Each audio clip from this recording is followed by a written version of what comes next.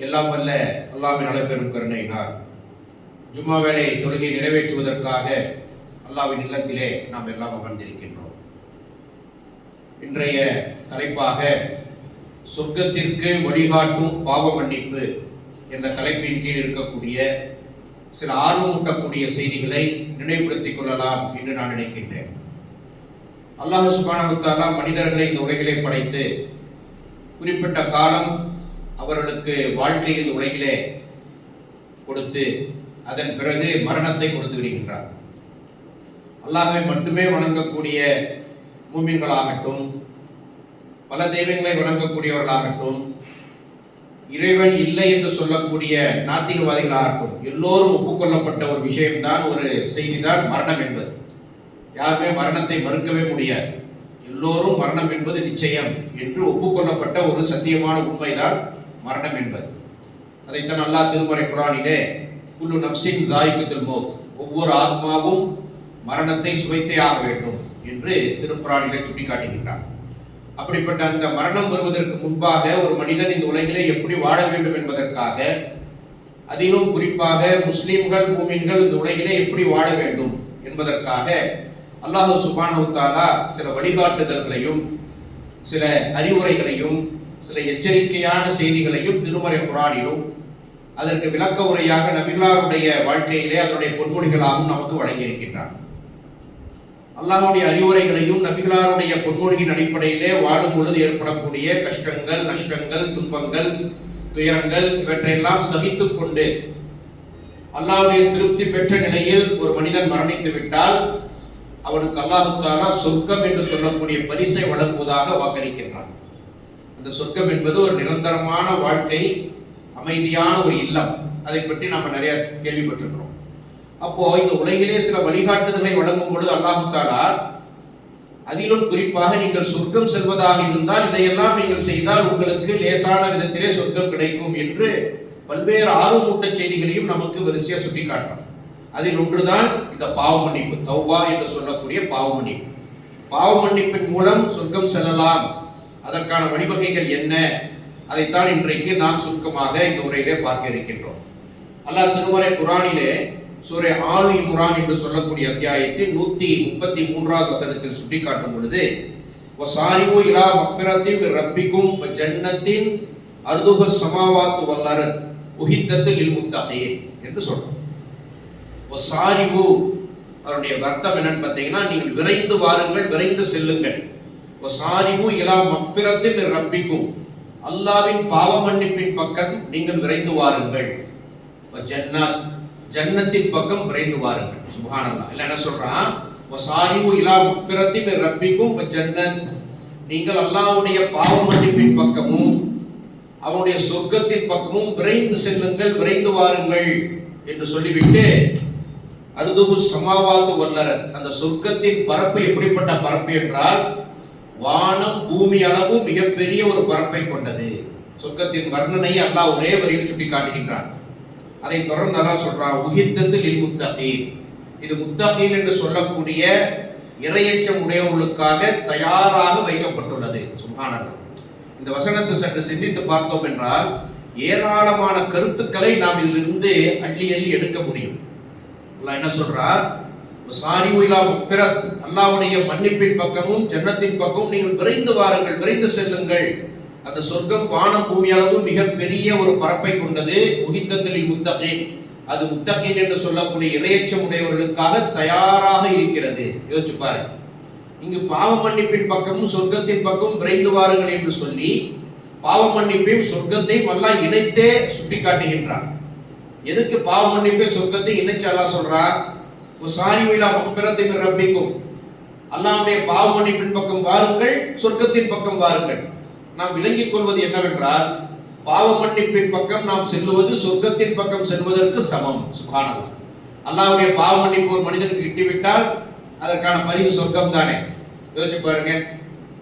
அல்லாஹ் தஆலா ஒரு மனிதனை மன்னித்து விட்டால் ஏராளமான ஹதீஸ்ல பார்க்கிறோம், அவரை மன்னித்தால் அவர் சொர்க்கத்தில் நுழைந்தார், அவரை மன்னித்தான் அவர் சொர்க்கவாசியானார் என்று எத்தனையோ வரலாற்று சம்பவங்கள், எத்தனையோ ஹதீஸ்களை நம்ம பார்க்கலாம்.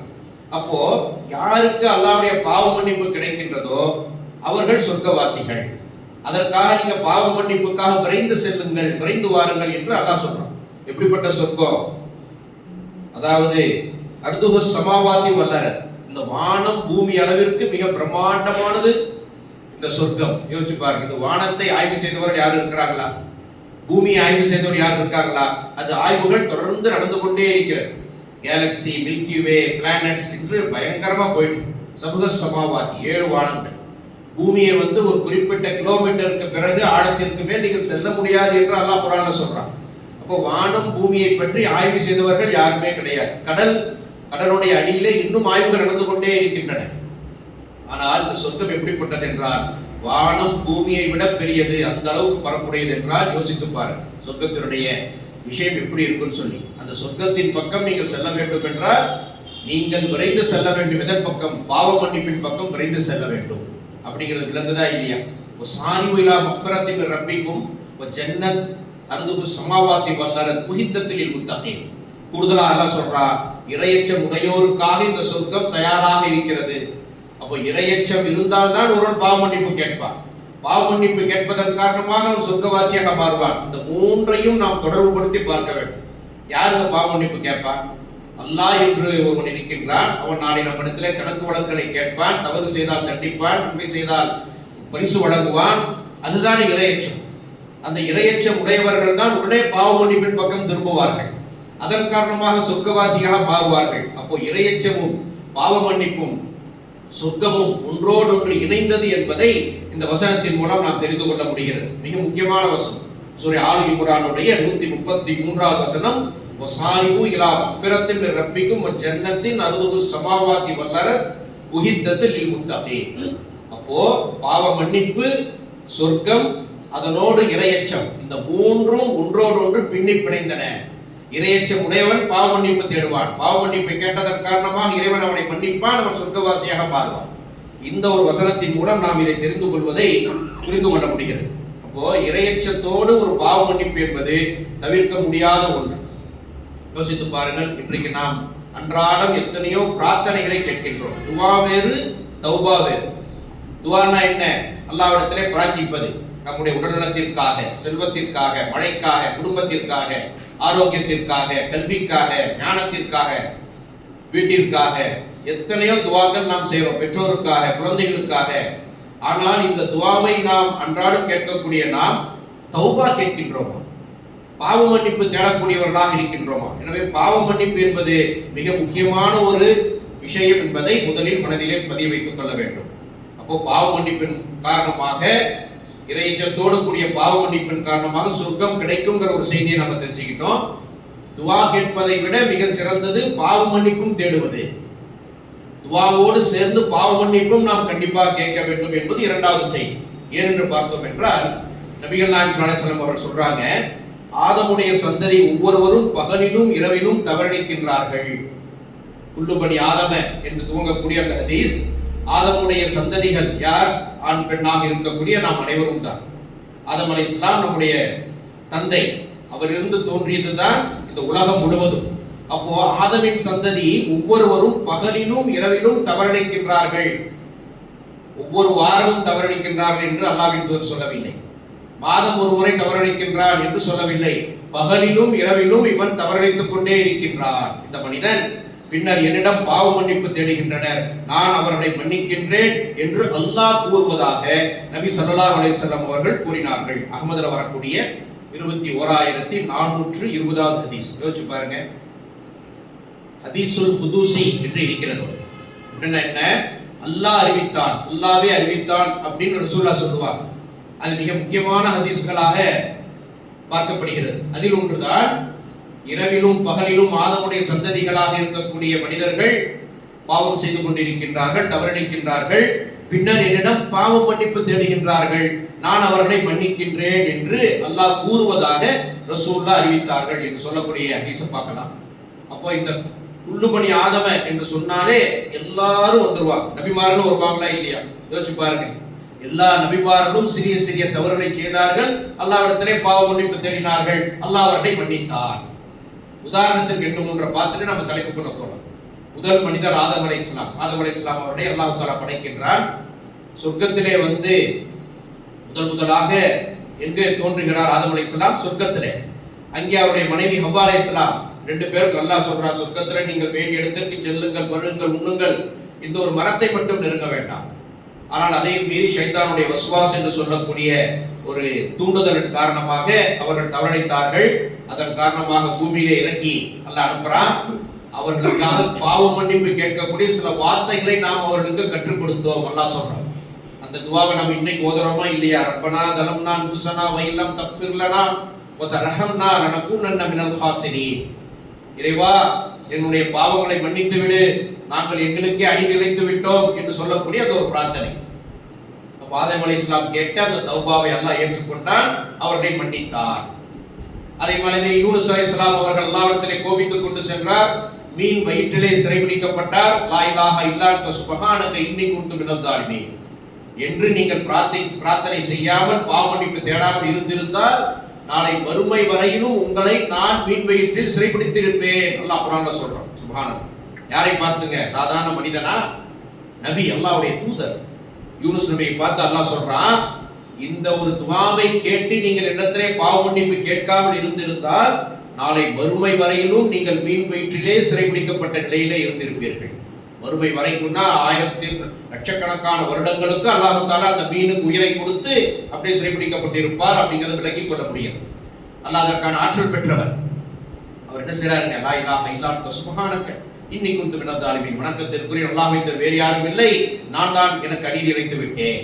அல்லாஹ்வின் தூதர் சொல்றாங்க, நீங்கள் உங்களுடைய பிரார்த்தனைகளுக்கு முன்பாக இந்த ஒரு லா இலாஹ இல்லா அன்த சுப்ஹானக இன்னி குன்து மினல் ஸாலிமீன் என்று சொல்லக்கூடிய யூனுஸ் நபி செய்த பிரார்த்தனையை சொல்லிவிட்டு உங்களுடைய பிரார்த்தனையை நீங்கள் கேளுங்கள். அல்லாஹ் அதை அங்கீகரிக்கக்கூடியவராக இருக்கின்றார்.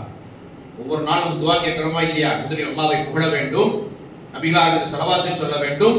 அதன் பிறகு யூனுஸ் நபி செய்த அந்த துஆவை ஓத வேண்டும். லா இலாஹ இல்லா அன்த சுப்ஹானக இன்னி குன்து மினல் ஸாலிமீன். அதன் பிறகு நம்முடைய தேவைகளை கேட்க வேண்டும். அப்பொழுது அல்லாஹ் தஆலா அதை அங்கீகரிக்கக்கூடியவனாக இருக்கின்றான் அப்படிங்கிற செய்தியை பார்க்கலாம். அதை போலவே பார்க்கலாம், மூசா அலைஹிஸ்ஸலாம் அவர்கள் ரப்பி இன்னி தலம்து நஃப்ஸி ஃபக்ஃபிர்லி. மூசா அலைஹிஸ்ஸலாம் ஒரு மனிதனை ஒரு குத்து விடுறாரு, அவர் மரணித்து விடுகின்றார். உடனே அல்லாஹ்ட்ட தௌபா கேட்கிறார், ரப்பி இன்னி தலம்து நஃப்ஸி ஃபக்ஃபிர்லி. இறைவா, என்னுடைய நஃப்ஸுக்கு நான் தீங்கிழைத்து விட்டேன், என்னை மன்னிப்பாயாக. அல்லாஹ் அவரை மன்னித்தான். மதியன் என்று சொல்லக்கூடிய நாட்டிற்கு அனுப்பினார். அங்கே பாதுகாப்பாக அவர் தன்னுடைய வாழ்க்கையை துவங்கினார் அப்படிங்கிற செய்தியை நம்ம பார்க்கிறோம். நூஹ் அலைஹிஸ்ஸலாம் பிரார்த்தனை கேட்டாரா இல்லையா? நூஹ் அலைஹிஸ்ஸலாமுக்கு அல்லாஹ் தஆலா ஒரு கட்டளை போடுறார், நபியே நீங்கள் ஒரு கப்பலை கட்டுங்கள், அதில் நீங்கள் பயணம் மேற்கொள்ளக்கூடிய நேரம் ஒரு பொழுது நான் உங்களை சொல்லுகின்றேன். அவர் கப்பல் கட்டுறார். ஊர்ல இருக்கிறவங்க எல்லாரும் அவர் ஒரு மாதிரியா பார்க்கறாங்க. இந்த இடத்துல ஒண்ணுமே இங்க இதுக்கு போய் கப்பல் கட்டிட்டு இருக்கிறார், எது கட்டுறாரு? பல ஆண்டுகள் அந்த கப்பலை தயாரிக்கின்றார். அல்லாஹ் தஆலா கட்டளையிட்டார், உங்களுடைய குடும்பத்தாரையும் நல்லா கவனிக்கணும். என்ன சொல்றாங்களா? உங்களுடைய குடும்பத்தாரும் ஒவ்வொரு அதாவது ஈமான் கொண்டவர்களையும் ஒவ்வொரு பொருளுடைய ஜோடிகளையும் நீ இந்த கப்பலை ஏத்தி, அதாவது ஒரு ஆடு இருந்தா ஒரு ஆடு ஆம்பளைய ஆணாடு பெண்ணாடு, ஒரு குதிரையா இருந்தா ஆண் குதிரை பெண் குதிரை, ஒவ்வொரு படைப்படியே ஒரு ஜோடியா நீங்க அந்த கப்பலை ஏத்திக்கோங்க. ஈமான் கொண்ட மக்களை ஏற்றிக்கொள்ளுங்கள், உங்களுடைய குடும்பத்தாரை ஏற்றிக்கொள்ளுங்கள் என்று சொல்லி அதன் பிறகு மிகப்பெரிய ஒரு பிரளயம் வெள்ளத்தை அல்லாஹ் அனுப்புறார். அந்த நேரத்தில் நூஹ் அலைஹிஸ்ஸலாம் சொல்றாங்க, எனது அருமை மகனே, நீயும் இந்த கப்பலில் ஏறிக்கொள். அப்பா இஸ்லாத்தை ஏற்காத நிலையில் இருக்கின்றார். நூஹ் அலைஹிஸ்ஸலாமுடைய மனைவி இஸ்லாத்துல இல்ல, நூஹ் அலைஹிஸ்ஸலாமுடைய மகன் இஸ்லாத்துல இல்ல. அவன் என்ன சொல்றா? எனது தந்தையே, நான் இந்த மலை மீது ஏறி தப்பித்துக் கொள்வேன் என்று சொல்லும் பொழுது ஒரு மிகப்பெரிய அலை பிரளயம் அவனை அடித்து சென்றது. அவன் மரணித்தான். அப்ப நூஹ் அலைஹிஸ்ஸலாமோடு யாரெல்லாம் ஈமான் கொண்டார்களோ அவர்கள் எல்லாம் தப்பித்து அப்படியே இருக்கிறாங்க. அது வரலாறு. அந்த இடத்துல நூஹ் அலைஹிஸ்ஸலாம் கேட்கிறாங்க, இறைவா, என் மகன் என்னுடைய குடும்பத்தை சார்ந்தவன், உன்னுடைய குடும்பத்தை ஏத்திக்கொண்டு சொன்னையா இல்லையா? எனது மகன் என்னுடைய குடும்பத்தை சார்ந்தவன். ரப்பி இன்னப்னி மின் அஹ்லி, அவருடைய மகன் என்று சொல்லும் பொழுது அல்லாஹ் சொல்லுகின்றார், யா நூஹு இன்னஹு லைஸ மின் அஹ்லி, அவனுடைய மகன் கிடையாது. யாரெல்லாம் இஸ்லாத்தை ஏற்றுக்கொண்டார்களோ அதுதான் உன்னுடைய குடும்பம், இவனுடைய மகன் இல்லை என்று சொல்லிவிட்டு அல்லாஹ் எச்சரிக்கின்றான். யா நூஹு இன்னஹு லைஸ மின் அஹ்லி என்று சொல்லிவிட்டு இவனுடைய குடும்பத்தை சேர்ந்தவன் அல்ல, உனக்கு ஞானம் இல்லாத அறிவில்லாத ஒரு விஷயத்தை பற்றி என்னிடத்திலே நீ கேட்காதீர். என்கிட்ட உனக்கு தெரியாததெல்லாம் என்கிட்ட கேட்காத, இது என்னுடைய முடிவுங்கிற மாதிரி அல்லாஹ் தஆலா நூஹ் நபியை கண்டிக்கும் வண்ணமாக ஒரு வசனத்தை இறக்கிறார். உடனே நூஹ் அலைஹிஸ்ஸலாம் என்ன செய்றார் தெரியுமா? ரப்பி இன்னி அஊது பிக அன் அஸ்அலக மா லைஸ லி பிஹி இல்முன் வ இல்லா தக்ஃபிர்லி வ தர்ஹம்னி அகூன் மினல் ஹாசிரீன். இறைவா, எனக்கு அறிவில்லாத ஒன்றை உம்மிடத்திலே கேட்பதை விட்டும் நான் பாதுகாவல் தேடுகின்றேன். ரப்பிக்ஃபிர்லி, என்னை மன்னிப்பாயாக, வ தர்ஹம்னி, என் மீது அருள் புரிவாயாக, அகூன் மினல் ஹாசிரீன், அப்படி இல்லை என்றால் நான் இழப்பை அடைந்தவனாக ஆகிவிடுவேன். நூஹ் அலைஹிஸ்ஸலாம் கேட்ட துவா. அப்ப யோசிச்சு பாருங்க, நூஹ் அலைஹிஸ்ஸலாம் தௌபா கேட்டிருக்கிறார், ஆதம் அலைஹிஸ்ஸலாம் தௌபா கேட்டிருக்கிறார், மூசா அலைஹிஸ்ஸலாம் தௌபா கேட்டிருக்கிறாங்க. எல்லா நபிமார்களையும் அல்லாஹ் தஆலா ஒரு சிறிய சிறிய தவறிழைக்க வைத்து செய்து அவர்களை பாவ மன்னிப்பு கேட்க செய்வான் என்பதை நாம் விளங்கிக் கொள்ள முடிகிறது. அப்ப யோசிச்சு பாருங்க, எல்லாவற்றிற்கும் மேலாக அல்லாஹ் சுப்ஹானஹு வ தஆலாவுடைய திருத்தூதர் நபிகள் நாயகம் ஸல்லல்லாஹு அலைஹி வஸல்லம் அவர்கள், அவர் எப்படிப்பட்ட நபி? அவருடைய முன்பின் பாவங்கள் மன்னிக்கப்பட்ட நபி என்று அல்லாஹ் குர்ஆன்ல சொல்றான். அல்லாஹ் திருமறை குர்ஆனிலே சுட்டிக்காட்டும் பொழுது 48வது அத்தியாயத்திலே 2வது வசனத்திலே ல யக்ஃபிர் லகுல்லாஹு மா தகத்தம மின் தம்பிக வமா தஹர என்று சொல்லி அந்த வசனம், நபியே உடைய முன்பின் பாவங்களை நான் மன்னித்து விட்டேன். அப்படிப்பட்ட முஹம்மது நபி ஸல்லல்லாஹு அலைஹி வஸல்லம் அவர்கள் அன்றாடம் பாவங்களை செய்து கொண்டிருக்கவில்லை, ஆனால் அன்றாடம் பாவ மன்னிப்பு தேடிக் கொண்டிருந்தார்கள். யோசிச்சு பாருங்க, ஒரு மனிதனுக்கு முன்பின் பாவங்கள் மன்னிக்கப்பட்டு விட்டால் அவன் ஏன் பாவ மன்னிப்பு தேட வேண்டும்? அடுத்த மாசம் எக்ஸாம் வருது இல்லைங்களா? முழுவாண்டு பரீட்சை எழுதக்கூடிய ஒரு 10 பசங்களை கூப்பிட்டு, நீங்கள் பாஸ், ஃபர்ஸ்ட் கிளாஸ்ல நல்ல மார்க் எடுத்துட்டீங்க, நீங்க டைரக்டா உங்களுக்கு மெடிக்கல் சீட்டு அப்படின்னு சொல்லிட்டா அவன் மறுபடியும் புத்தகத்தை எடுப்பானா? நமக்கு தான் +2 பாஸ் ஆயிட்டோமே, ரிசல்ட் வந்த மாதிரியாச்சு, எக்ஸாம் எழுதாட்டி என்ன, படிக்காட்டி என்ன, அப்படிதான மனநிலை இருக்கும். அப்படி நபிகளார் அவர்களுடைய முன்பின் பாவங்கள் மன்னிக்கப்பட்டதோடு மட்டுமல்ல, நாளை சொர்க்கத்திலே முதலாக நுழையக்கூடிய பாக்கியத்தை பெற்றவர் நபிகள் நாயகம் ஸல்லல்லாஹு அலைஹி வஸல்லம் அவர்கள். சொர்க்கத்தின் முன்னாடி நின்று கொண்டு கதவை தட்டுவார். அந்த நேரத்துல மன் அன்த யார் என்று காவலாளி கேட்பார். சொர்க்கத்தின் காவலாளி அண்ணா முஹம்மது என்று பதிலளிப்பார் ரசூலுல்லாஹ். அப்போ உடனே அந்த காவலாளி மலக்கு கதவை திறந்து விட்டு சொல்வார், உங்களுக்கு முன்பாக சொர்க்கத்தில் யாரையும் அனுபவிப்பதற்கு எனக்கு உத்தரவு இல்லை. உங்களுக்கு முன்னாடி யாரும் சொர்க்கத்துக்குள்ள விடுறதுக்கு எனக்கு பெர்மிஷன் இல்லை, நீங்க தான் உள்ள வாங்க என்று சொல்லி அழைக்கப்படுவார் என்று ஹதீஸை பார்க்கணும், சஹீஹான ஹதீஸ். அப்படிப்பட்ட நபி ஸல்லல்லாஹு அலைஹி வஸல்லம் அவர்கள் தினம்தோறும் 70 தடவை ஒரு பாவ மன்னிப்பை தேடக்கூடியவராக இருந்தார்கள். அது என்ன? வல்லாஹி, அல்லாஹ் மீது ஆணையாக, அஸ்தக்ஃபிருல்லாஹ் வ தூபு இலைஹி ஃபீ யௌமி அக்தர மின் 70 மர்ரதா, நான் அல்லாஹ்விடத்திலே அஸ்தக்ஃபிருல்லாஹ் வ தூபு இலைஹி என்று 70 முறை நான் அல்லாஹ்விடத்திலே பாவ மன்னிப்பு கேட்கக்கூடியவனாக இருக்கின்றேன். அஸ்தக்ஃபிருல்லாஹ் வ தூபு இலைஹி, இறைவா என்னுடைய பாவத்தை மன்னித்து விடு, அவன் பக்கமே நான் திரும்புகின்றேன், உன் பக்கமே நான் திரும்புகின்றேன். என்ன அர்த்தம் அதுக்கு? அல்லாஹ்வின் தூதர் சொல்றாங்க, முன்பின் பாவங்கள் மன்னிக்கப்பட்ட நபி, முதலாவதாக சொர்க்கத்திலே நுழையக்கூடிய ஒரு நபி, நான் 70 முறை அல்லாஹ்விடத்திலே அஸ்தக்ஃபிருல்லாஹ் வ தூபு இலைஹி என்று பிரார்த்தனை செய்யக்கூடியவனாக இருக்கின்றேன். இறைவா என்னை மன்னித்து விடு, நான் உன் பக்கமே திரும்புகின்றேன். என்ன அர்த்தம் அது? இறைவா என்னை மன்னித்து விடு ஒரு வார்த்தை எல்லாத்துக்கும் தெரியும். உன் பக்கமே திரும்புகிறேன் என்றால் என்ன பொருள் என்றால், நீ சொல்வதை நான் கேட்கின்றேன், உன்னுடைய கட்டளைக்கு நான் அடிபணிகின்றேன், உன்னுடைய வழிகாட்டுதலை ஏற்றுக்கொள்கின்றேன், இதுதான் அவருடைய பொருள். உன் பக்கமே என் பக்கம் பாருங்கன்னா நான் சொல்வதை கேட்க வேண்டும் என்ற பொருள். அல்லாஹ்வின் தூதர் சொல்றாங்க, ஒரு நாளைக்கு அஸ்தக்ஃபிருல்லாஹ் வ தூபு இலைஹி என்று நான் 70 முறை கேட்கின்றேன். நாம கேட்கிறோமா?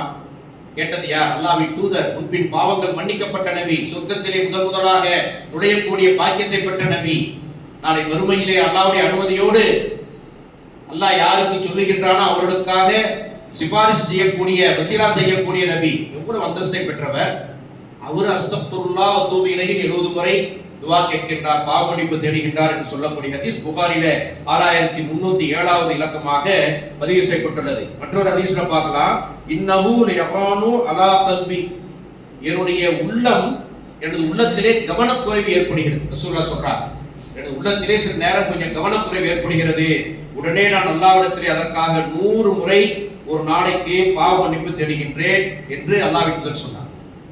ஒரு ஹதீஸ்ல 70 தடவை என்று சொல்லி வருகிறது. என்ன வார்த்தை என்பதும் வந்துவிட்டது, அஸ்தக்ஃபிருல்லாஹ் வ தூபு இலைஹி அப்படிங்கிற ஒரு வார்த்தை.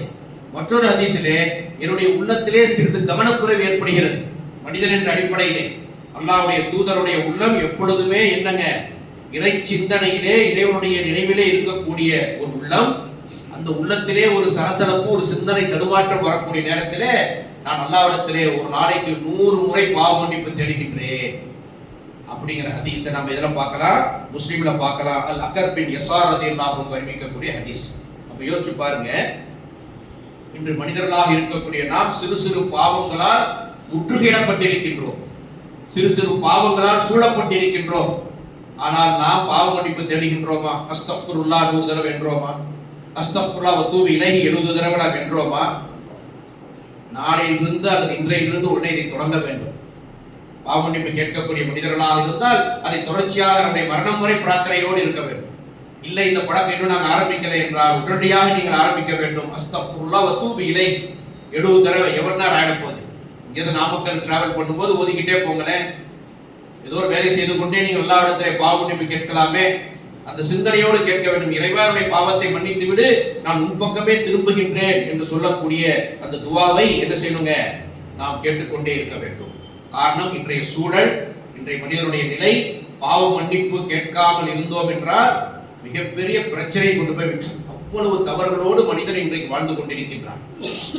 அல்லாஹ்வின் தூதர் சொல்றாங்க, அல்லாஹ் திருமறை குர்ஆன்ல சொல்றான் பல்வேறு இடங்களிலே, யார் பாவ மன்னிப்பு கேட்டுக்கொண்டிருக்கின்றார்களோ, பாவ மன்னிப்பு கேட்டுக்கொண்டிருக்கக்கூடிய நிலையில் அவர்களுக்கு எந்த தண்டனையும் வராது. சுப்ஹானல்லாஹ்.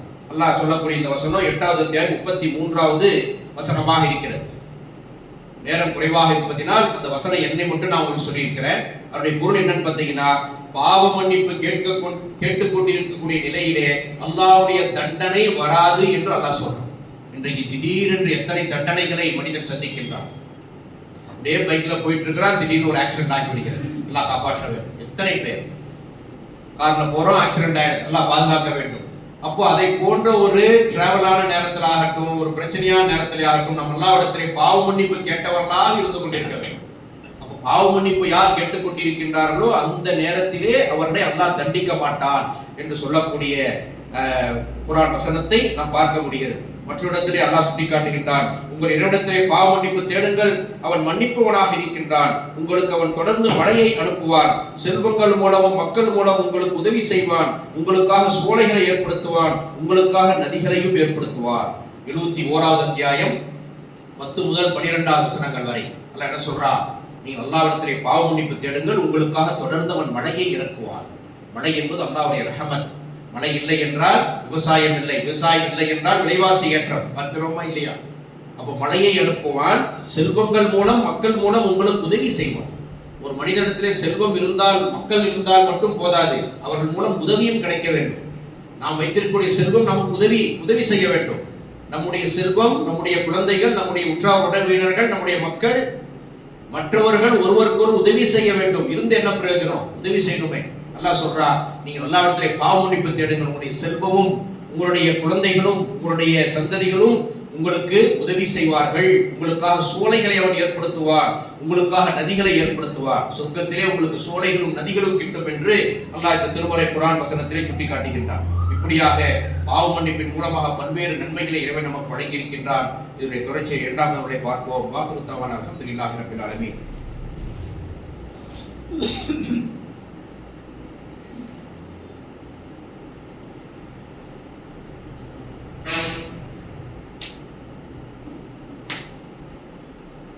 அல்ஹம்துலில்லாஹி ரப்பில் ஆலமீன் வஸ்ஸலாத்து வஸ்ஸலாமு அலா ரசூலில் கரீம் வ அலா ஆலிஹி வஸ்ஹாபிஹி அஜ்மஈன். அம்மா பாத். சொர்க்கத்தின் பக்கம் நெருக்கி வைக்கும் பாவ மன்னிப்பு அப்படிங்கிற தலைப்பின் கீழ் இருக்கக்கூடிய சில செய்திகளை முத்தாய்ப்பாக நாம் பார்த்திருக்கின்றோம். நபிகள் நாயகம் ஸல்லல்லாஹு அலைஹி வஸல்லம் அவர்கள் பாவ மன்னிப்பிலே மிக சிறந்த ஒரு பாவ மன்னிப்பு என்று சொல்லி ஒரு பிரார்த்தனையை நமக்கு கற்றுக் கொடுத்துள்ளார். அந்த துவாவிற்கு சையதுல் இஸ்திக்ஃபார் அப்படின்னு அழைக்கின்றார். சையத் என்று சொன்னால் ஹெட் ஆஃப் தி டிபார்ட்மெண்ட் சொல்றோமா இல்லையா? அதிலேயே மிக சிறந்தது பாவ மன்னிப்பு கேட்கக்கூடிய அஸ்தக்ஃபிருல்லாஹ் இருக்கு, அஸ்தக்ஃபிருல்லாஹ் வ தூபு இலைஹி இருக்கு. அப்படிப்பட்ட அந்த பாவ மன்னிப்பு கேட்கக்கூடிய வார்த்தைகளிலே இதுதான் சையதுல் இஸ்திக்ஃபார். அதுதான் தலையாய பாவ மன்னிப்புக்கான பிரார்த்தனை என்று சொல்லி ஒரு பெரிய துவா தான். ஆனால் அதனுடைய சிறப்புகளை நீங்கள் அறிந்து கொண்டால் அது மனப்பாடம் பண்ற வரைக்கும் நான் ஓய மாட்டேன் என்று சொல்லி ஒவ்வொருவரும் மரணம் செய்ய முயற்சி செய்வோம். சுப்ஹானல்லாஹ். அப்படிப்பட்ட ஒரு துவா. அவருடைய துவாவை நான் படிக்கிறேன் பாருங்க. அல்லாஹு அன்த ரப்பி லா இலாஹா இல்லா அன்த கலக்தனி வ அன அப்துக வ அன அஹதிக வ வஹதிக மஸ்தஹ்து அஊது பிக்க மின் ஷர்ரி மா ஸனத்து அபூலக பி நிஅமதிக அலைய வ அபூலக பி தம்பி ஃபக்ஃபிர்லி ஃப இன்னஹு லா யக்ஃபிரு துனூப இல்லா அன்த. கொஞ்சம் நீண்ட துவா தான். ஆனா அதனுடைய அர்த்தத்தை நீங்க பார்த்தீங்க. அல்லாஹு அன்த ரப்பி, இறைவா நீதான் என்னுடைய ரப்பு. லா இலாஹா இல்லா அன்த கலக்தனி, உன்னை தவிர வணக்கத்திற்குரிய யாரும் இல்லை, நீதான் என்னை படைத்தாய். வ அன அப்துக, நான் உனது அடிமை என்ற அந்த பொருளை பார்த்தோம் என்றால், நான் உனது அடிமை, நான் உனக்கு செய்து கொடுத்த உறுதிமொழியையும் வாக்குறுதியையும் என்னால் இயன்றவரை நிறைவேற்றி உள்ளேன். நான் செய்தவற்றின் தீமைகளிலிருந்து உன்னிடம் நான் பாதுகாப்பு கோருகின்றேன். நீ எனக்கு அருட்படைகளை வழங்கியுள்ளாய் என்பதை நான் ஒப்புக்கொள்கின்றேன். நான் பாவங்கள் புரிந்துள்ளதையும் உன்னிடத்திலே ஒப்புக்கொள்கின்றேன். ஆகவே என்னை நீ மன்னிப்பாயாக. ஏனெனில் பாவத்தை மன்னிப்பவன் உன்னை தவிர வேறு யாரும் இல்லை. லா யக்ஃபிரு துனூப இல்லா அன்த. என்னுடைய பாவங்களை மன்னிக்கும் தகுதி உனக்கு மட்டும்தான் என்று முழுமையாக அவனிடத்திலே சரணடைவது. எப்படி? நீ எனக்கு கொடுத்த அருட்கொடைகளை நான் ஒப்புக்கொண்டேன், நான் செய்த பாவங்களையும் நான் ஒப்புக்கொண்டேன். வானம் பூமி உண்டு என்று சொல்வது எப்படி உண்மையோ, காற்று மழை உண்டு என்பது சொல்வது எப்படி உண்மையோ, அல்லாஹ்வுடைய அருள்கள் அதெல்லாம், அதை போல் நான் பாவம் செய்து விட்டேன் என்று ஒப்புக்கொண்டு அல்லாஹ்விடத்திலே பிரார்த்தனை செய்வது. லா யக்ஃபிரு துனூப இல்லா அன்த. உன்னை தவிர வணக்கத்திற்கு, அதாவது பாவ மன்னிப்பு கொடுக்கக்கூடியவர் யாரும் கிடையாது என்று கேட்கக்கூடிய ஒரு துவா. இதை சையதுல் இஸ்திக்ஃபார் என்று சொல்லக்கூடிய ஒரு பிரார்த்தனை. அல்லாஹும்ம அன்த ரப்பி லா இலாஹா இல்லா அன்த கலக்தனி வ அன அப்துக வ அன அஹதிக வ வஹதிக மஸ்ததஹ்து அஊது பிக மின் ஷர்ரி மா ஸனத்து அபூலக பி நிஅமதிக அலைய வ அபூலக பி தம்பி ஃபக்ஃபிர்லி ஃப இன்னஹு லா யக்ஃபிரு துனூப இல்லா அன்த. யார் யாருக்கு இந்த துவா தேவையோ நான் இமாம் சாஹிப்க்கு அனுப்புறேன். நீங்க உங்ககிட்ட வாங்கி படித்து அதை மரணம் செய்ய முயற்சி செய்யுங்க. ரமலான் நம்மை நெருங்கி கொண்டிருக்கிறது. இந்த துவாவுடைய நன்மைகள் என்ன தெரியுமா? நபிலாம் சொல்றாங்க, யார் இந்த பிரார்த்தனையை நம்பிக்கையோடு தூய்மையான எண்ணத்தோடு பகலில் கூறிவிட்டு அதே நாளில் மாலை நேரத்திற்கு முன்பாக இறந்து விடுகின்றாரோ அவர் சொர்க்கவாசி. சுப்ஹானல்லாஹ். ஃபஜ்ர் தொழுது முடிச்சிட்டு இந்த துவாவை ஓதிட்டு மக்ரிப்க்குள்ள மௌத்தாயிட்டா சொர்க்கவாசி. என்ன கண்டிஷன்? அல்லாஹ்வுக்கு இணை வைக்காத மனிதனாக இருக்க வேண்டும். அது காமனான ஒரு கண்டிஷன். யார் இந்த பிரார்த்தனையை நம்பிக்கையோடு தூய்மையான எண்ணத்தோடு பகலில் ஓதிவிட்டு அந்த மாலை நேரத்திற்குள் மரணித்து விடுகின்றாரோ அவர் சொர்க்கவாசி. யார் இதை தூய்மையான எண்ணத்தோடு நம்பிக்கையோடு இரவில் கூறிவிட்டு காலை நேரத்திற்கு முன்பே மரணித்து விடுகின்றாரோ அவர் சொர்க்கவாசி. சுப்ஹானல்லாஹ். மக்ரிப் தொழுது முடிச்ச உடனே மக்ரிபுடைய டைம் ஆயிடுதா இல்லைங்களா? இரவு வந்துருது. அப்போ ஒரு தடவை ஓதிக்கிட்டு படுத்துட்டோம்னா, அல்லது தூங்குறதுக்கு முன்னாடி ஒரு தடவை படுத்துட்டோம்னா, ஊடுதி படுத்துட்டோம்னா, காலை எந்திரத்துக்குள்ள மௌத்தானா சொர்க்கவாசி. அப்போ ஒரு நாளைக்கு 2 தடவை ஓதிட்டோம்னா சொர்க்கவாசியா மாறுவதற்கு ஒரு வாய்ப்பு. யோசிச்சு பாரு. இந்த ஹதீஸ புகாரில் 6306வது இலக்கமாக பதிவு செய்யப்பட்டுள்ள ஒரு சஹீஹ் ஹதீஸ், உண்மையான ஹதீஸா. ஆகவே இந்த சையதுல் இஸ்திக்ஃபார் என்று சொல்லக்கூடிய இந்த துவாவை நாம் மரணம் செய்ய வேண்டும். தினந்தோறும் இந்த துவாவை மறக்காமல் காலையிலும் மாலையிலும் ஓதுவதற்கு முயற்சி செய்ய வேண்டும். இல்லாமல் அல்லாஹ் சுப்ஹானஹு வ தஆலா நம் அனைவருக்கும் சொர்க்கத்தில் நுழையக்கூடிய மிகப்பெரிய பாக்கியத்தை வழங்குமாறு பிரார்த்தித்து இந்த ஜும்மாவை நிறைவு செய்கின்றேன். வாஹிரு தஅவானா அல்ஹம்துலில்லாஹி ரப்பில் ஆலமீன்.